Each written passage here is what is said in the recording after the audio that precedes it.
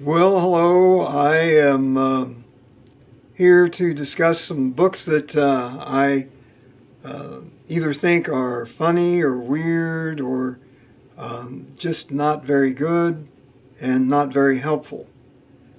Today I was going to discuss Stranger in a Strange Land by Robert Heinlein.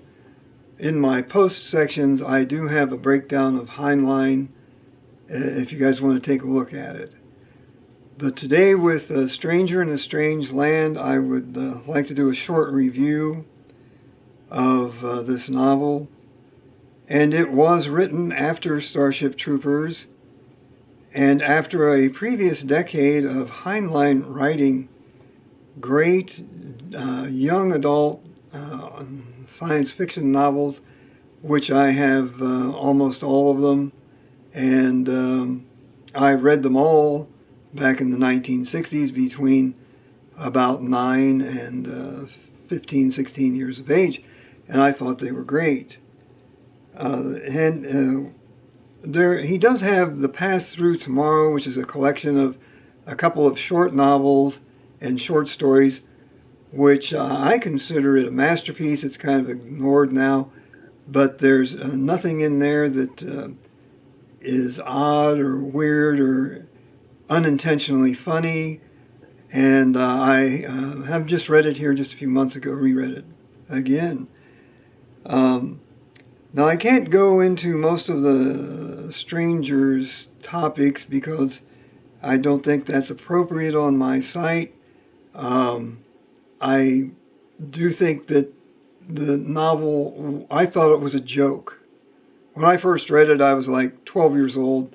And I thought, well, Heinlein is doing a lampoon, and that this novel can't be anything to be taken seriously. This novel is very poorly written. The characters are cartoon-like. The plot and concepts are laughable.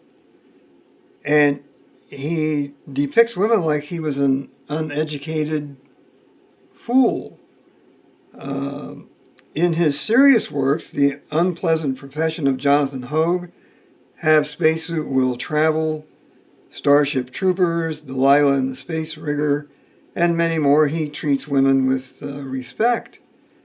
In some stories, he is critical of a particular female or male character's actions, and this is apparent in The Star Beast, as John Thomas' mother is not quite the person she should be, but this is used as a plot device, and John Thomas and his girlfriend learn from her mistakes and become better people.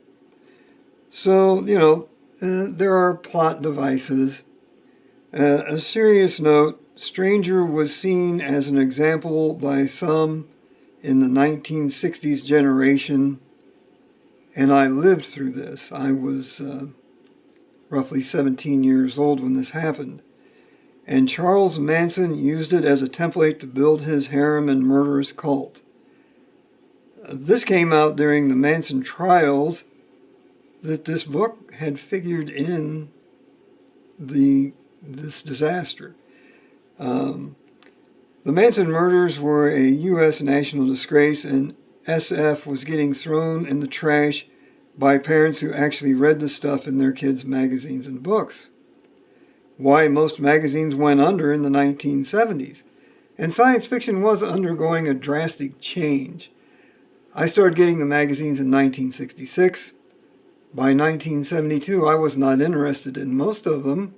I wasn't interested in X-rated science fiction. As an intelligent comparison and contrast to this RAH, possible joke novel, I suggest Gene Roddenberry's Star Trek original series episode Charlie X. I have no doubt that it is a direct response by Roddenberry to Stranger in a Strange Land, and it is a far more intelligent depiction of Stranger's topics. Roddenberry realistically envisions the issues with someone like Charlie or Michael, Valentine Michael, however you guys want to call him, both raised by aliens off Earth both with superpowers, both completely rudderless regarding human civilization and morality.